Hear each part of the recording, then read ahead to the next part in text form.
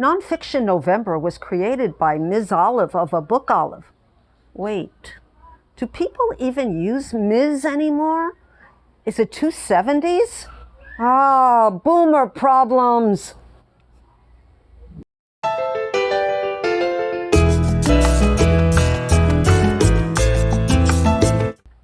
Aloha and welcome back to my channel. My name is Marilyn Maya and I'm the baby boomer booktuber. Nonfiction November was created by our nonfiction queen of booktube, abookolive from abookolive. And she's been doing this readathon for 7 years. I've only been on booktube, this is my 2nd year, but I've always been a huge reader of nonfiction. I always say nonfiction saved my life. So today I'm going to give you some of the books that I'm definitely going to read this Nonfiction November. Now, what is the Nonfiction November readathon? Well, Olive says that as long as you read one book of nonfiction this month, you're participating in the readathon. Just read more than you usually read. If you read none, read one. But for people who are nonfiction lovers, as myself, she gives us 4 prompts that they're words that we can use to make our books fit into these words. And the words this year are collection, industry, style, and treatment. And I might have to do a little bit of being creative, but I think I have put my books into that category. I'm going to do maybe a pile of possibilities or suggestions in another video, because I have so many nonfiction books that I can suggest to you, because, you know, I'm 71 and I've read a lot of nonfiction in my life. Because nonfiction, to me, it heals. It gives you information. It tells you things that can help you in your journey in life. So I'm going to start with a book that is a collection. And that's the first word. And I don't have it with me right now, but it's called Disability Visibility. And it'll be here. And as it says, it's a collection of 21st stories from the 21st century. This book was edited by Alice Wong, and it says it's 1 in 5 people in the United States lives with a disability. And I'm one of those people. So this book is very vital to me and very interesting. Some disabilities are visible, others less apparent, but all are underrepresented in media and popular culture. That is so true, and I'll get into that later. Now just in time for the 30th anniversary of Americans with Disabilities Act, activist Alice Wong brings together this urgent, galvanizing collection of contemporary essays by disabled people. So it's a collection of essays. So these are some of the essays.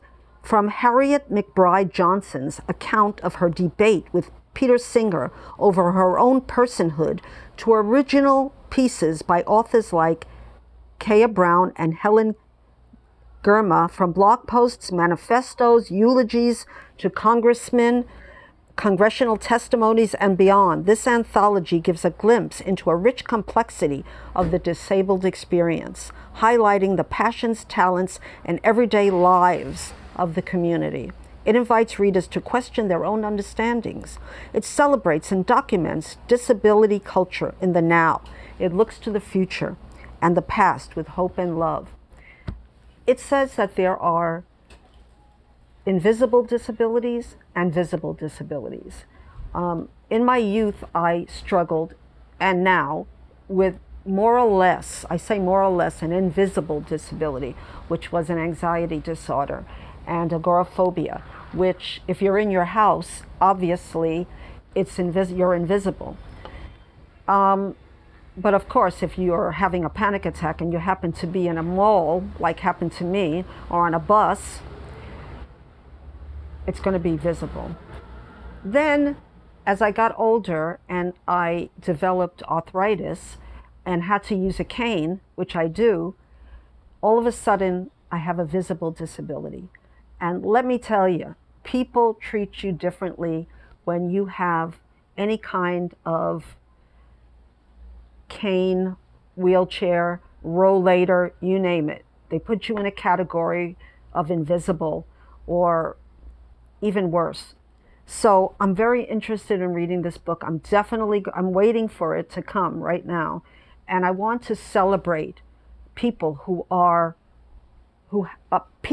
have disabilities, you know, because we're persons and we have a disability, but it doesn't define us. We're still humans and we still have needs and desires and talents, and we should be more visible in media. I see that it's changing for a little bit of the better. I think there was a Broadway show that had, I think it was Oklahoma, and the woman in a wheelchair won an Academy Award. I think she was Ado Annie in Oklahoma, and that's a big deal, you know, a really big deal. Anyway, that is my first book.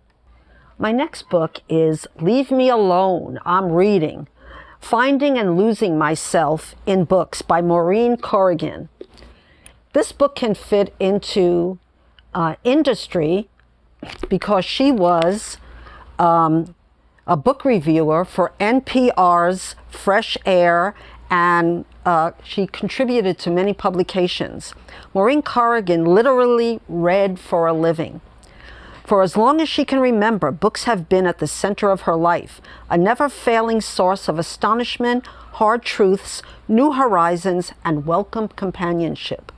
Now Corrigan has added a volume of her own to the shelf of classics by writing about her life of reading with all the attention to complexity, wit, and intelligence that any good book or life deserves. So it's a part memoir, part coming-of-age story, part reflection on favorite and influential books. Leave Me Alone, I'm Reading, views the author's life through her love of books. This sounds like adorable, if I might say adorable, memoir. And I'm looking to read more memoirs in this nonfiction because, well, I write memoir and yet I read more fiction than that would depict to other people. But this one is, I love books about reading.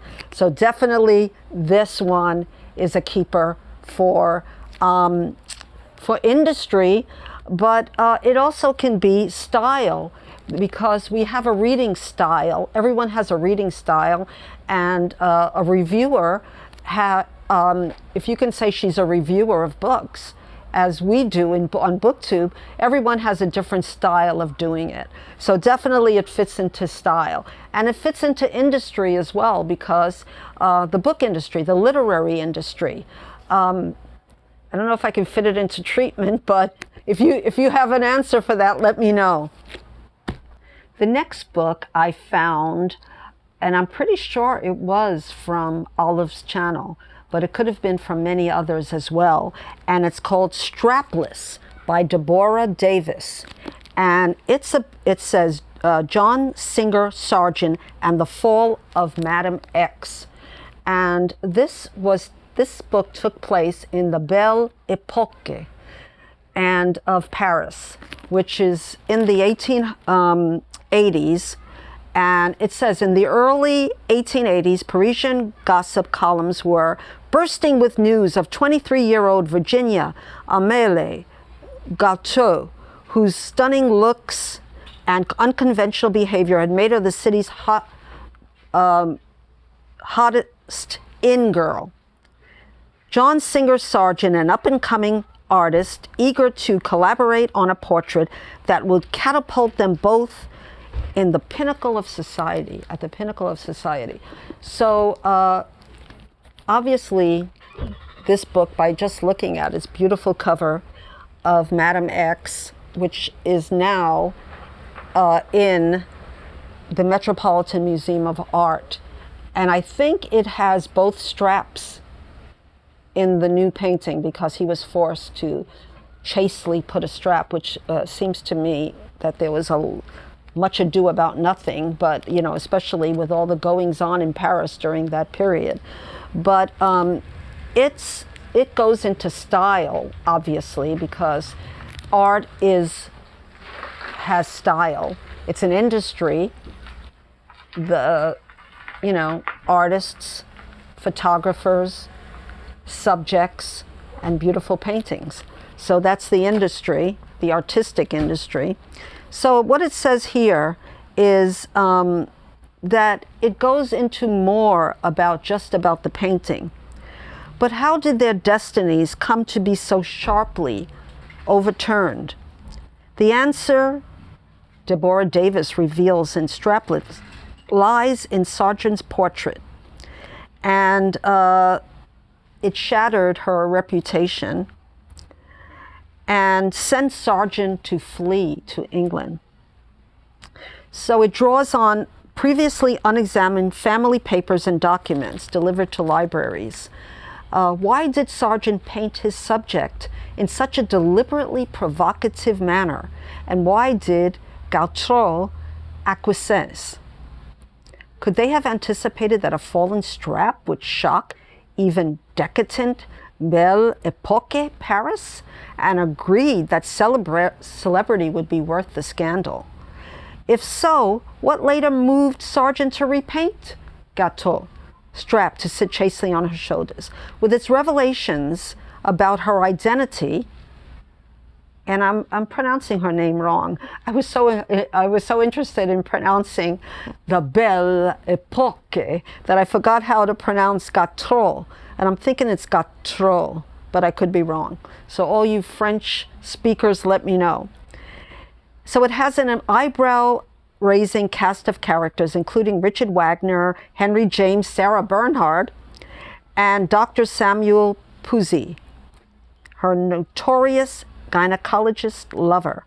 The enthralling account exposes the Dorian Gray-like tale of beauty and infatuation, obsession and betrayal that lies behind Sargent and Gautreau's masterpiece. So this sounds fascinating. I've never read it, and I definitely will put this on my Nonfiction November, not pile of possibilities, but this is on my TBR, to be read. Okay. I'm very excited to present the next book because it really deals with something that I struggle with. And this book is called The Wellness Project: How I Learned to Do Right by My Body Without Giving Up on My Life. So here's the cover, and it's by Phoebe Lapine. So what is the Wellness Project? She takes on a project, the wellness industry. So it goes into industry. And it's also about treatment, because she has an autoimmune disease, as I do, which was called fibromyalgia. Didn't have a name when I had it. So, to the outside world, Phoebe Lapine seemed to have it all. A published cookbook author with a successful food blog. She was pursuing her dream career in New York City and starting a promising new relationship. Inside, though, her health was slowly unraveling.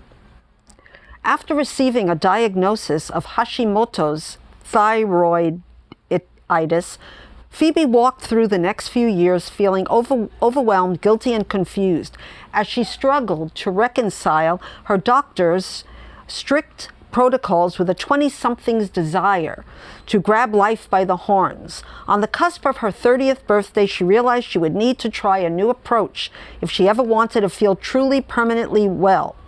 So the Wellness Project chronicles her year-long quest to heal her autoimmune disease and find the elusive balance by making a series of lifestyle changes, one each month.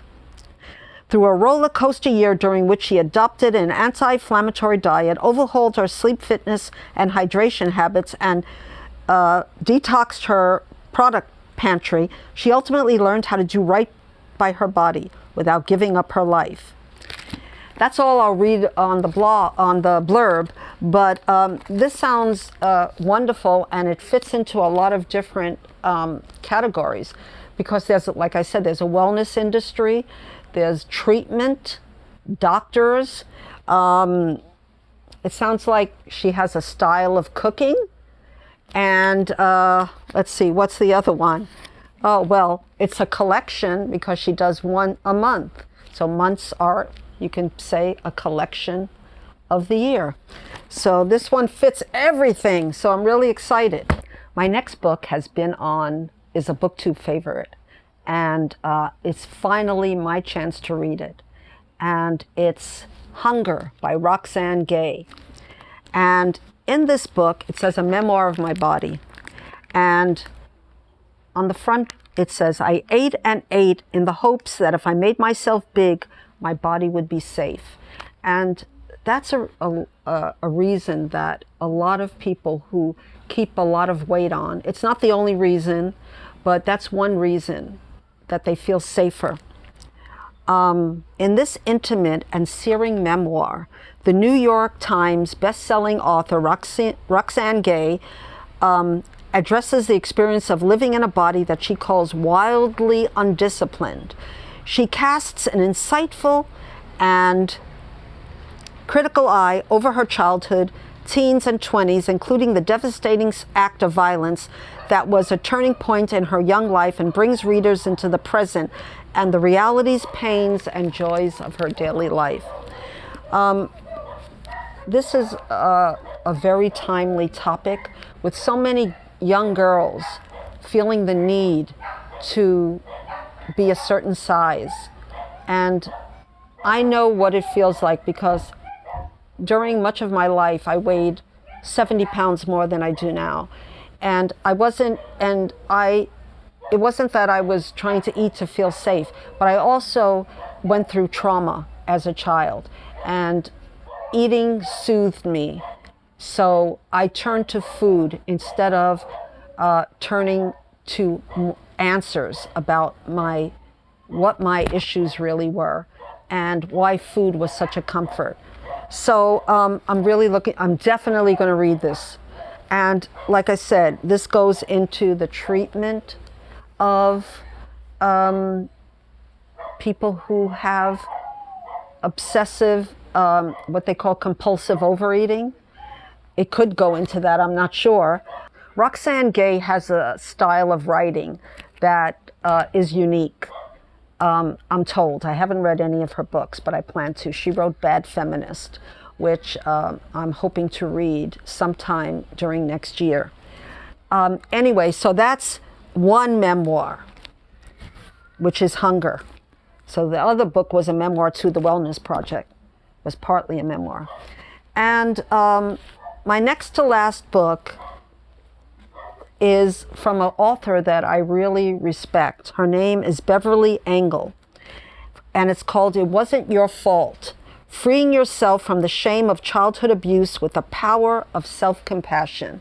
Self-compassion and self-love is so important in healing any emotional disorder. So I haven't read this book yet, but I read a lot of her other books.